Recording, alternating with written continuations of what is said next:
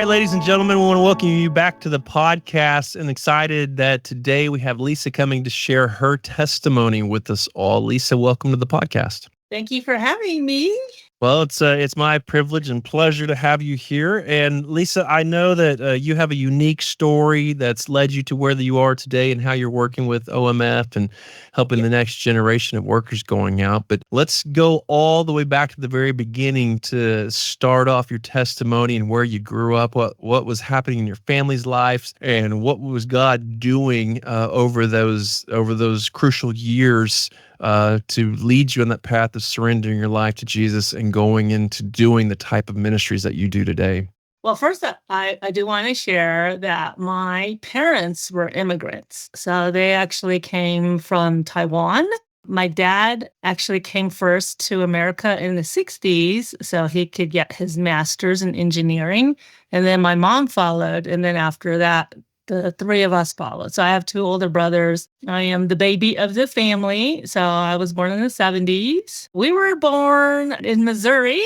And then after that, my dad moved around a lot, I would say, because he was in mining engineering. And so a lot of the mines were closing as he would move. We actually moved from Missouri, then to Wyoming, then to Colorado, Texas, Colorado. Wow.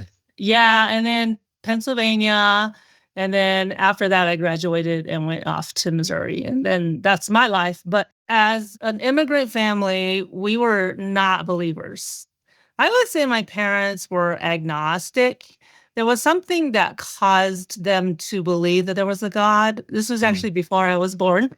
My mom was pregnant with my second brother, and they were driving on the highway when they tried to turn left, and a car got in the way, and my dad actually flew off the bridge. And my dad didn't fly off; the car flew off the bridge. And my mom remembers being in the air saying, "We're dead. This is the end of our life." And the next thing she knew was the car had landed right under the bridge, perfectly fine. The car was fine; they were fine. It was amazing because a few years later, they said they sold the car because it was still working. And she said at that moment, she knew there was a God because there was a purpose. There was no other reason that they should be alive. And I think that started her journey as well as our journey to understanding that there's more to what we see in this life.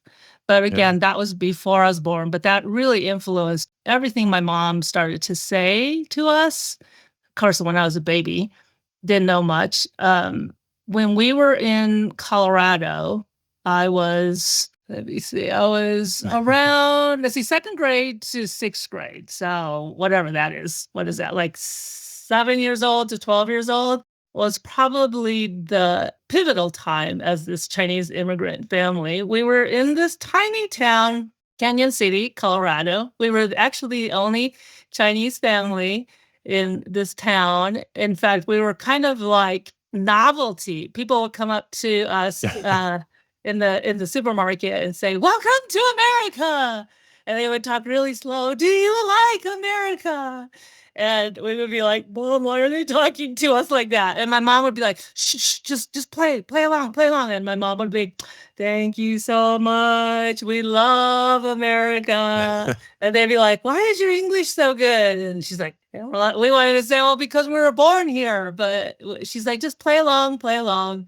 And in fact, we were so, I think we were such a novelty that the newspaper wrote an article about the Chinese family living in this town.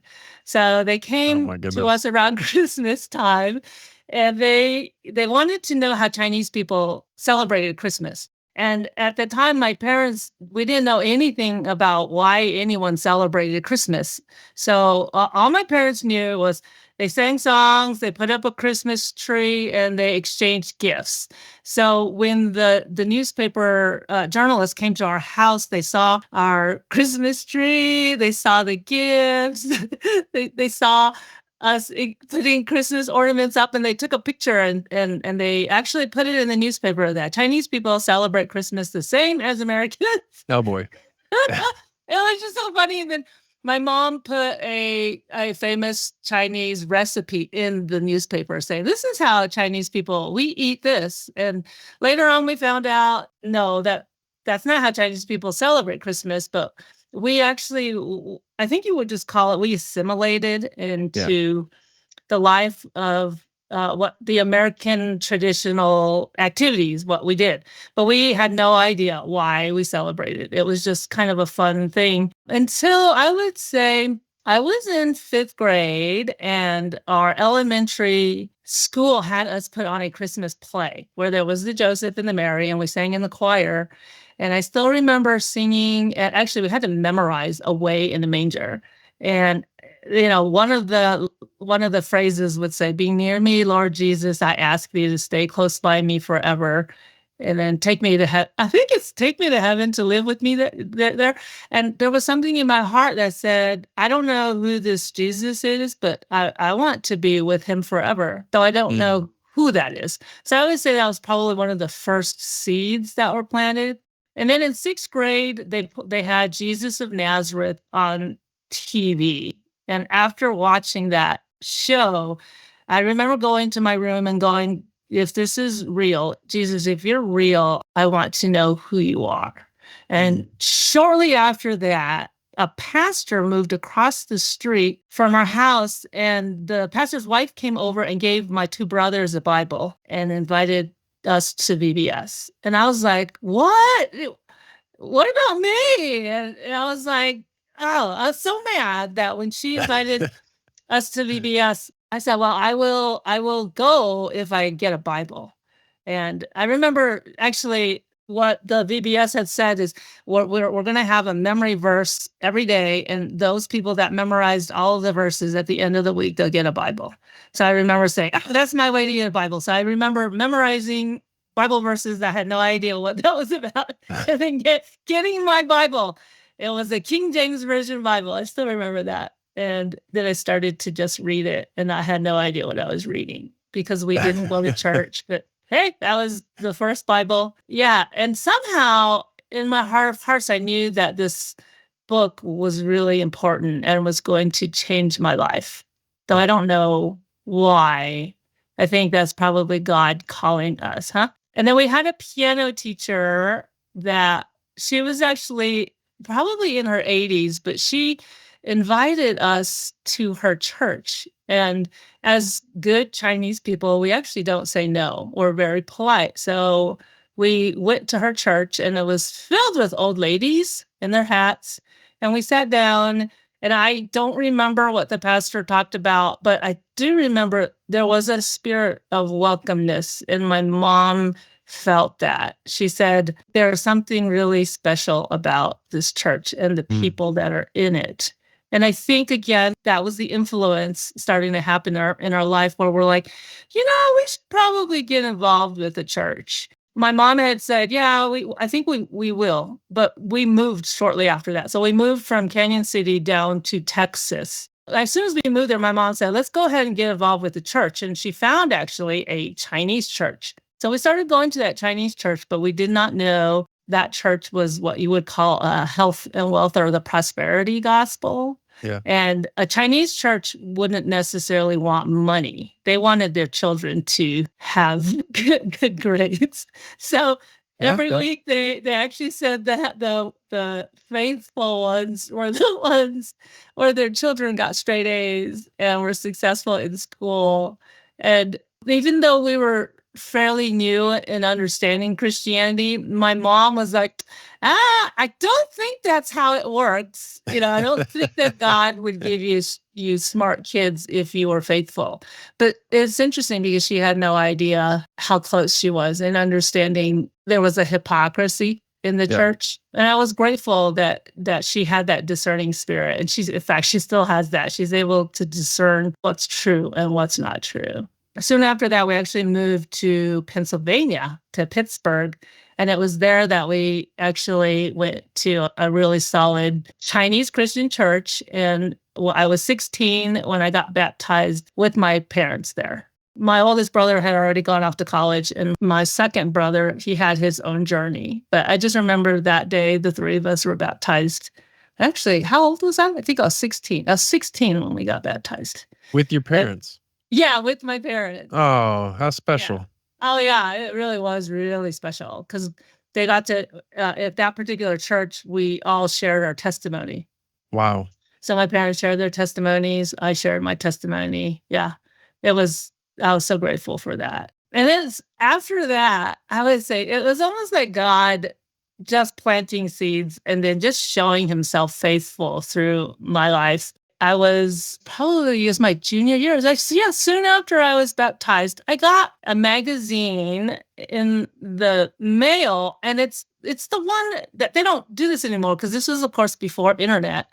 But it was a magazine that was really thick, and all it had were missions agencies. And I can't remember what was it called. 1 million. I don't remember. 1 million agencies. That's how no, it was something where it had all these Christian agencies in there. And I had never heard about missions ever until I opened this magazine. It was a thick magazine, just looking through it.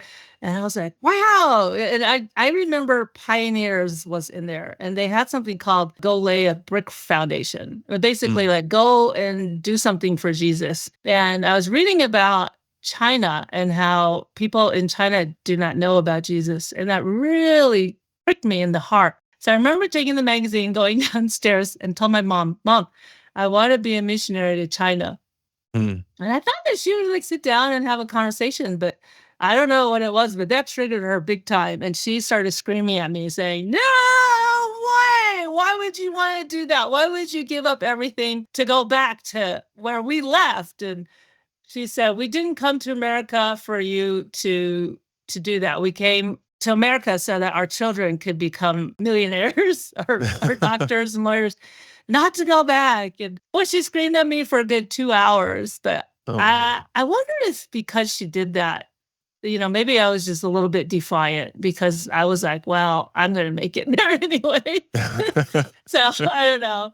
I think God sometimes uses our defiant spirits for his glory. But I did not forget that. So I went off to college, and I remember hearing about a missions conference called Urbana. And at that time, it was the biggest one. And I think at that time, Billy Graham spoke. And I'm like, I should be there. I want to be there. Why can't I be there? It's because my mom won't let me go.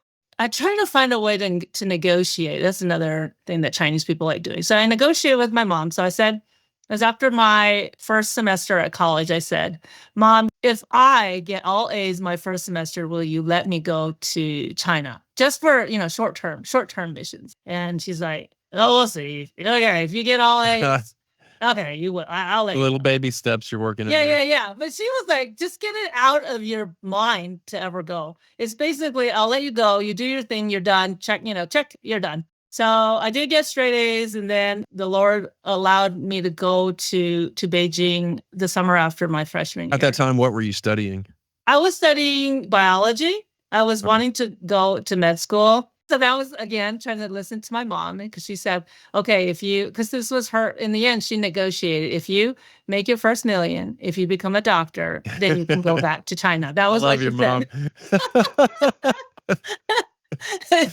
Yeah, she always did that. She's always trying to negotiate with the Lord. My mom would have been like, just graduate high school and I'll be proud of you. It's a very Chinese thing. And people would say, I would say my mom was probably a tighter mom. So then I went to China. I went with University Christian Fellowship. We did a summer cultural exchange. So we were one-on-one with another student from Beijing University, just talking to them about the traditions, life in America, and then they would share their lives in China. It was amazing to be able to, we did share Jesus with them. And then I lost contact with them. I wish I could find them again. But there was something in my heart that I think, again, it was another seed planted that I'm like, I want to go back. I do want to go back, even if my parents say no. But I didn't say anything. I didn't tell them. I think it just kind of simmers, because you're like, Lord, if you really are leading us to go, then can you open the doors? I came back that summer, and then I finished off my years in college. But during my last year, I went to Urbana again. And that was when I actually did write the commitment that I would go 1 to 3 years overseas. In my heart of hearts, that's what I wanted to do. So that was, I was like, I know my parents will say no.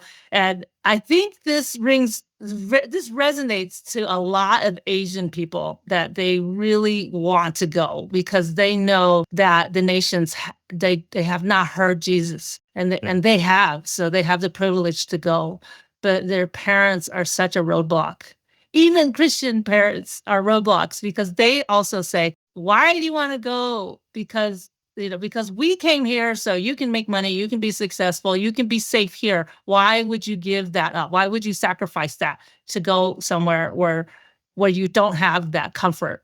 And so it's a huge thing. And as a Chinese person, you're supposed to honor your parents. And honor is such a huge thing. But I think because I was defiant. So anyway, okay. Really? So I went to Urbana.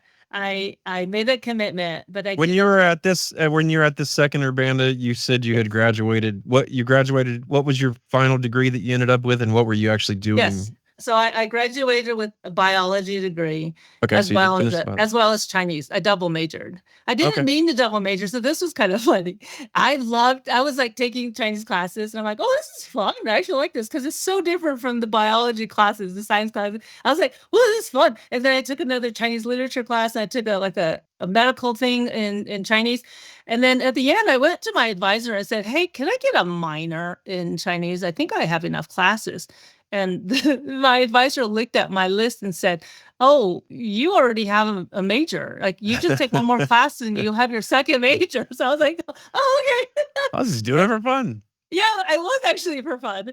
So I took that. And then I didn't, at that time, I did not get into medical school. And it was one of those closed doors that I really had to struggle with the Lord, because I told God I wanted to be a doctor and I wanted to go overseas to do medical missions. But if I don't go to medical school, that I can't do that. So during my time of grief, I actually ran into a whole bunch of nurses that were telling me, oh, you could do medical, you can do it as a preventative, because nursing is more of a preventative thing.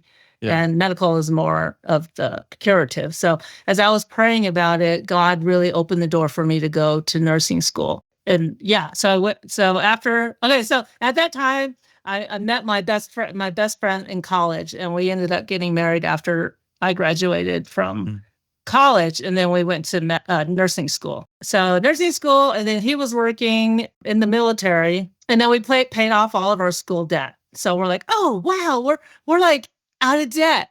And it felt so good. But then as soon as we paid off our debt, God was like, oh, do you remember the commitment that you made? Because at the time, my best friend went with me to Urbana, and on our own, we actually made separate commitments to go overseas. And so I don't remember, we were just like talking, and then both of us pulled out our commitment cards, and we said, oh, do you think this is the right time? So yeah. Yeah, it was like, God's like, yeah, it's time to make do on your commitment. So we actually chose to go to do medical missions, actually. And it's so funny because even though I wasn't a doctor, I was a nurse. So he actually still opened the door. So it was pretty amazing. But we had to, again, get over the hurdle of telling my parents. Yeah. So I called my parents and told them that we were going to quit our jobs and go overseas. And my parents hung up on me. They hung up on me. Oh. And then I called them again later, told them we were going, and I got the earful from my mom again. What are you doing? We came here to America, not for you to go back. And you're not a doctor yet. You didn't make $1 million. You're not making do with the negotiations. And I was like, it was so hard, and I could not say anything. I tried to talk with both of them and saying, we need to go. And they would hang up all the time. So finally, because this is a strategy to all those Asian people that want to know, is I asked my husband to call my parents. Oh. So my husband gets on the phone, talks with my dad. So my husband's white, but I think he's more Asian than me. So my dad's like, why do you want to go? Why do you want to go? And so my husband actually says, because God told us. And when God tells you something, you've got to follow. And then there was Wow. silence, silence. And then my dad said, well, if God really told you, then who am I to argue? Mm. They both agreed to let us go. But then they would say, are you sure God told you? Are you sure God told you? Sure. Yeah.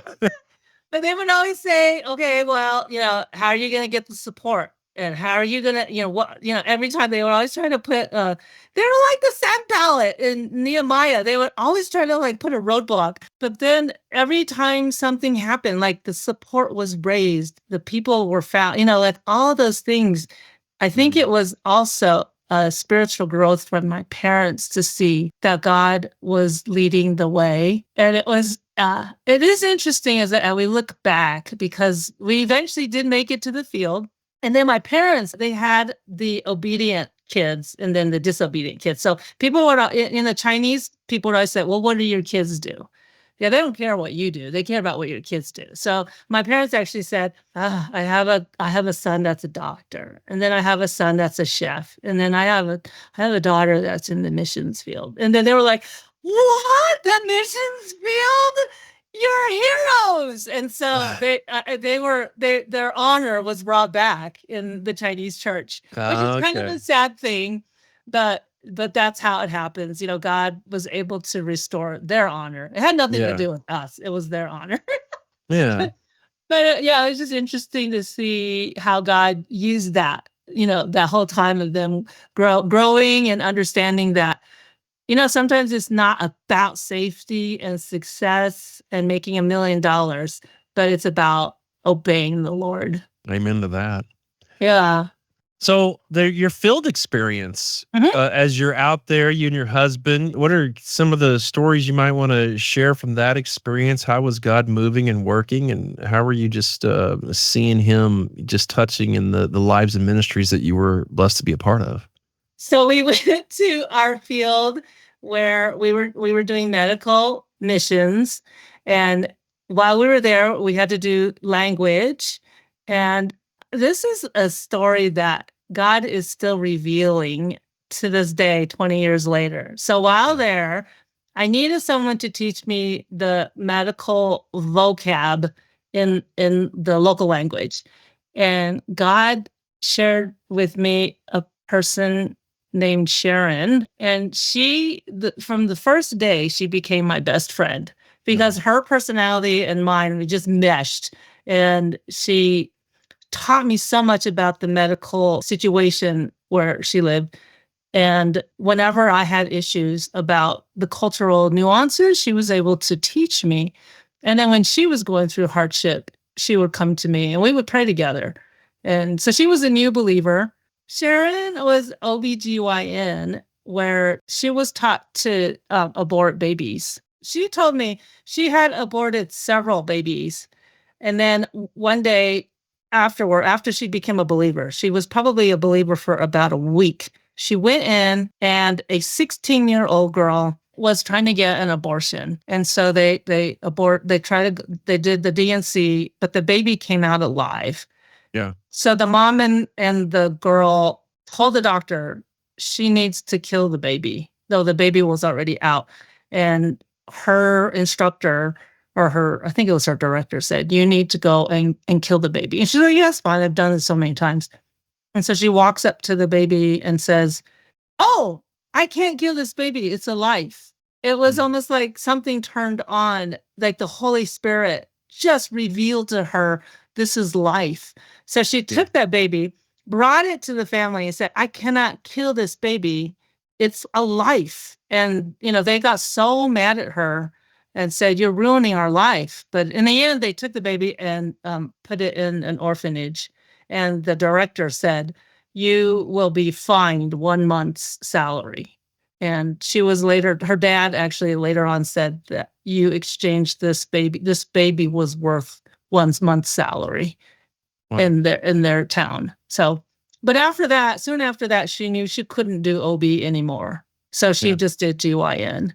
But then later on, the Lord opened the door for her to join a Christian NGO, a non-governmental organization where she was able to work with Christians. So, but anyway, so she was my best friend all through our time overseas. And then later on, she moved to America. Yeah.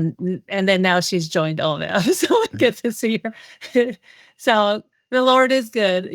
Sometimes you think you'll never see some of these people again, but the world is too small. You never know. Friends are so important when you live overseas. So I would say Sharon was God's gift to help me make it through. Even though we went as a married couple, there's a loneliness overseas that I think only missionaries can truly understand, because you know that you don't necessarily belong on the field, but you don't belong home anymore. You don't belong in any place on earth. And that lesson is so profound when you realize we were not made to stay here. We were made to be in heaven. Amen. So it's a good lesson in learning about that. And because of that, I did write an article about what it meant to be. It's when I lived overseas, I looked like the local people. So they expected different things from me. They expected me to speak the language, to act like them, to joke with them, and I couldn't, because I grew up my whole life in America. Whereas my husband's white, so they have zero expectations for him. So if he spoke the language, everyone would celebrate. Oh, superhero, they would call him. But then I would try to say something like, "Oh, let's talk about the politics of Asia versus Europe," and they'd be like, "Oh, your language stinks." So it felt like, wow, you gotta have two different expectations. That's what the article was about? Yes, it's in EMQ, Evangelical Missions Quarterly, January What was the 2007. what was the title of it? To be a hidden foreigner. Oh, wow. And I credit Ruth Van Recken. Thank you, Ruth. She was the one that forced me to write the article. I didn't think it was anything really special. But one day I was sitting across from her and I said, "Hey, do you think that's kind of important?" She goes, "You must write this article and I will bother you until you write it." So like, yes, Well, ma'am. good. I'm glad she did. But I would say, if you're talking about the spiritual aspect of living overseas, one of the things that God had impressed in my heart, he said, "You will not be the one to bring the people to me. Like, you will not see people coming to me through your words and actions, but you will see people coming to me because of me." Does that make any sense? So, because a lot of people think, well, because I did this, or because I evangelized, I stood in the corner and 1,000 people heard me and became believers. God actually said, "No, you will not. But I want you to open your eyes to see what I can do for the nations." So the particular place had 0 believers. We moved to a rural area, and they had not seen foreigners for about I think it was no, I think they said 100 years. So we were actually first foreigners. And then at the end of our time, when we were moving back to America, it went from 0 believers to 100 believers. Wow. And that it was totally God, because we were told we could not share Christ with our words. Yeah. And so we're like, well, how is anyone going to become a believer? So we go there, we do our medical mission. So we were building up a trauma unit in the hospital that did not have one. And while there, we went about, we followed the doctors and nurses. We tried to teach them what we knew. But the interesting thing is, the same time that we moved there, God sent a local, like not a local person, but another person from the same country. And he moved there with his family, and they were missionaries. So they actually were telling people about Jesus. And then they would point to the foreigners and say, "You see the foreigners? You see the way they act? It's because they're believers." And because of that, like, the particular person met with me. So he would say, the bike shop owner became a Christian. And then the person that sold the milk to you, she's a believer now. The tailor is a believer.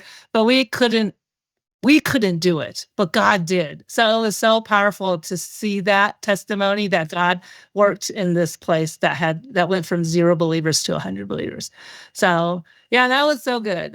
I'm so grateful that sometimes it's through our actions, so much more than our words. But I do have to share, there was one time we were sitting in the office where they give report, and suddenly one of the doctors is like, I don't get you guys. Why do you come and you care more about the patients than we do? And we get paid. So I just, I think that was the one time that I felt God really say, you need to tell them why. So I said, we treat the patients like every person has value because we believe that God created every single one. And because you are created with a purpose, you have value. And because of that, we will come and we would do it for free. And then they had to, we couldn't say anymore. And that was all I said. So pray that it was a seed. Who knows? Oh, no doubt. The love of Christ in action is radically different than anything you see in the world. Yes. And that's a great testimony to it. We've heard it many times where brothers and sisters have gone out and shared the love of Christ through their actions, whether it be medical or other means, education, etc. And it was those actions that people looked at, and instantly it's radically different than anything they've ever seen. They did, so, because it's actually true, because we did have some people say, we were taught our whole lives we were monkeys, and if we die, that's one less of us on earth, and that's okay. And I'm like, no, that's not true. It's not true. In your heart of hearts, you know that you were created. And they're like, yeah, I think in our heart of hearts, we do believe we were created, but they can't say that. Wow. That's incredible. Yeah. So you finished that time out there from 0 believers to 100 believers. What happens next? So we came back and we did help mobilize. So we did go to another Urbana. And then right after that, I found out I had a tumor in my belly. So they removed the tumor. And that was actually another spiritual journey for my parents. She actually said, it's interesting. She goes, so you go overseas to tell people about God and he gives you a tumor? Oh my goodness. I know. And it is a hard lesson for her. I said, I don't think that's how God works, but it is a lesson of asking why God would give me a tumor. But it was the tumor was wrapped around my ovaries, so I could not have children. And I did have to work through that. It's still, sometimes there's grief in not being able to have your own children, but I think God has used that for his good. Knowing that just because you cannot have biological children doesn't make you less valuable. And I do think that people need to know that, on a biblical understanding of that. Yeah. So having the surrendering of not going to medical school, and then now surrendering of not being able to have bio kids. But I think when we lived overseas, we worked at an orphanage, and someone had told us something worse than people that cannot have children are children that cannot have parents. And when the particular orphanage we worked at, they would never be able to be adopted out because they still had family, but their parents were dead. So they were in such a dire, it just makes me cry just thinking about it, that they would never be able to have a family. So we prayed about it and said, we would love to open up our home to children that don't have parents. And so we chose to adopt. So we adopted 2 kids. The first one is now at college, and she's at Wheaton and doing well, doing some mission stuff, loving the Lord. And then our second one became our mission field, actually. He cannot live at home. He is now an adult, a young adult. He became dangerous at home. He has what you call reactive attachment disorder. So a portion of kids that were adopted and had trauma in their life, they develop reactive attachment disorder, where they can never, it's all on a spectrum. Some cannot ever attach to their adoptive family. And some of them, it's just they fight all the time. And some of them become physically dangerous to the home. So we were seeing that. So he actually ended up having to go to a boarding school. So he's still our son. And we do believe that his story is not done. The Lord can still work on him. And we do pray that he'll see that he does have value. But for now, he cannot come home. But we did homeschool as much as we can. Daughter graduated. And then I would say the next lesson that God was calling, because he was our mission field for so long, and then homeschooling was my mission field for so long. And now that she graduated, it was like the Lord is like, you know, that missions is still a part of your heart. What are you going to do about it? So a very close friend asked my daughter and me to join in a new movement overseas in Asia called Arise Asia. Okay. And it's a call to the Asian young adult to become missionaries. Oh. So it's like the first urbana in Asia. And we went to the first one, and we had This was pretty recent, right? Oh yeah, it was 2023. Okay. Yeah, I thought it was. 2023. We were like, okay, maybe we could get 500 people to come. Yeah, I think so. And 1,700 people came. Wow. From, oh man, I think every nation in Asia came. These are people from 18 to 35. So the young people came, and we had it, and we're like, we have people committing to short-term missions, and then people committing to long-term missions. And we're like, yay, that was great. And then we went home, and we're like, okay, we'll do that in 3 years again. But we didn't know that these young adults went back to their churches in every nation and told their pastors, we want to have a missions arising in our own country. And since then, it's been crazy. It's been on fire. So they've had like, what have they had? Arise Nepal, Arise Hong Kong, Arise the Philippines. I can't remember all of them. Arise Indonesia. And so this year they're having more. And so in every one, hundreds of kids are coming. So it's so exciting to see that the Lord is moving in Asia now, so that they would come to America and tell us about Jesus. So it's so exciting. But during that time, I was compelled to do something again. And now I'm one of we call it Serve Asia coordinators. So Serve Asia is the short-term branch of OMF, where anyone that wants to go up to a year, they come through Serve Asia. So they put me in kind of to help people going to Japan. And that's been wonderful. In fact, I think all of the positions all the short-term opportunities for 2025, I think is closed, because so many people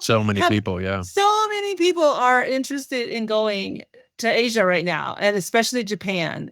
And sometimes not for the right reason, but God turns them to the right reason. So I've seen people that say, Japan is so intriguing because you got the anime, you got ramen, you got like all of these Japanese, Studio Ghibli. And then people go and read about Japan and find out these people don't know there's a God that loves them. And so they want to go and tell them. So it's neat to see that God is moving amongst the people to tell it's like simmering. You can feel the simmering in Asia of people just curious. They want to know. Yeah, there's definitely something incredible happening in these areas that historically very little to anything was happening. And I've told people many times, the Holy Spirit is moving in East and Southeast Asia at rates that I don't even think we understand. You're just seeing stuff that's happening in an explosive growth where the church is moving, people are becoming believers. I remember when we came back from the field many years ago, Japan was one of the fields we weren't seeing anybody go to. Yes. Very few people were going to Japan. Now it's like, oh my goodness, everybody's going to Japan. We need to slow it down. And the field side saying, hey, we got to slow this down. We don't have enough space. But and there's a huge need. There's still a huge need in Japan because I think it's still less than 1% Christian. Yep. But God's moving. But this is part of our unfaithfulness as believers, because I remember when we came back too, that nobody was interested. And I said, okay, then we will pray, and we will pray until God moves. And so we have been praying for 20 years, and now God is moving. And he goes, have you not been ready for me to move? Because the people that are on the field are like inundated with people. Like I would say I've been getting inquiries like all through the winter time. It usually gets quiet. Nobody inquires. But every day I was getting someone. I said, I want to go, I want to go, I want to go. God is wanting me to go to Japan. And I was like, huh? And so I'm telling the people on the field, you guys need to get ready because Yeah. it's going to be a tidal wave of people going. And they're like, we're not Yeah. ready. Get ready. Get ready.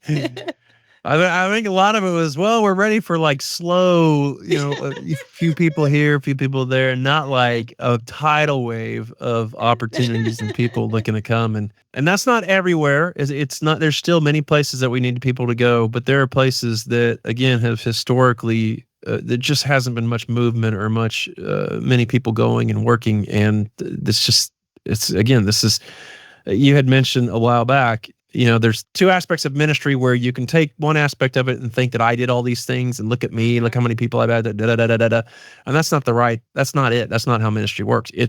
Ministry is where you're in a place you go, I can't do anything. God, you have to show up and do this or else nothing's going to get done. And now we're at this stage where it's very obvious that you just go, this is God. This is God. Yeah. All these people coming, all these opportunities happening. It's crazy. Even the local, the youth, the local youth in the Philippines and all over, as they're starting to get together going, wait a minute, this is our responsibility to take forward. And that's what we hope for, and that's what we dream of, and that's what we continue to pray about, to see God doing. And it's incredible. It is. I am so excited to see the next generation. I mean, you heard so many things about, oh my goodness, Gen Z and Gen Alpha, millennials, they're slackers. But now as I think you pull back and you look at their heart, and their heart is just eager to do something. And if you just invite them, you say, come, they'll like, yes, I want to. And so I think that because when our friend invited my daughter to Arise Asia, sorry, Hope, but I didn't think she would say yes. I thought she would say, nah, not interested. And she looked at me, she goes, yeah, I want to go. And I'm like, oh, wow. And it was like, and then after that, she went overseas to Hong Kong and Thailand. And then this summer she'll go again. So it's like God is moving in these people's hearts to go. But you just have to say, hey, look, come see what God is doing, because he's doing mighty things. And if you want to open your eyes to see it, you'll see it. You just need to go and see it. Yeah, amen to that. Well, as you look back at your life and the way God's moved and just led throughout many chapters that you've been through, what would you kind of like to leave us with in these last moments of just thoughts of encouragement, or what are some last words that you'd like to leave our listeners with as we come to wrapping up this time together? I would say that my life has been filled with a lot of broken dreams, a lot of surrendering of my own desires, but God uses that. The more and more I look back, I see that he uses all of the broken parts, all of the experiences, and he uses it for his glory, not for ours. So we really can't boast, as the Lord has put me closer with Japan, because that itself is a lesson. My whole life growing up Chinese, there was always animosity towards Japan because of what happened in the war. But the more I study the Japanese people, the more I see God loving them, and I see them as a nation that's like pre-God. It's almost like they oh my goodness, if you know how much God loves you, all of the things you do is so much more. You would see God loving you so much. So, for example, I give you the kintsugi bowl.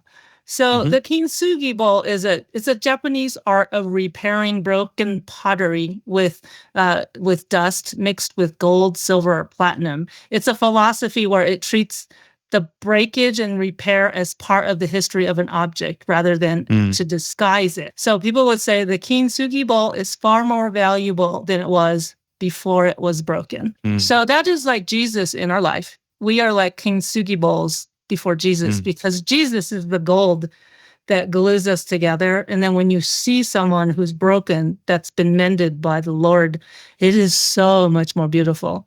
And so I see my life with all the broken parts and all of the things that hurt and all the lessons I've had to walk through. And through those lessons, it is like a kintsugi bowl. And then I can offer it as an act of worship, saying, Lord, I give you my broken parts. I give you what you've made me. Use it for your glory. Wow. Well, thank you so much. Those are incredible words to close on, as well as just getting this time to spend with you and hearing your testimony, how God's worked through your life, as well as your parents. That's incredible. To be able to say, I was baptized with my parents, what a special honor and privilege that is. That's so Yeah. cool. And just to see how God throughout your life has been working and moving and weaving through the power of the Holy Spirit to bringing you to where you are today, and how you can look back at life and just bless us with such a gift of hearing your testimony and these words of wisdoms from you. So thank you so much. It has been an honor and a privilege to be able to sit and spend this time with you. Thank you. It's my honor too. To learn more about OMF, visit us at omf.org/US.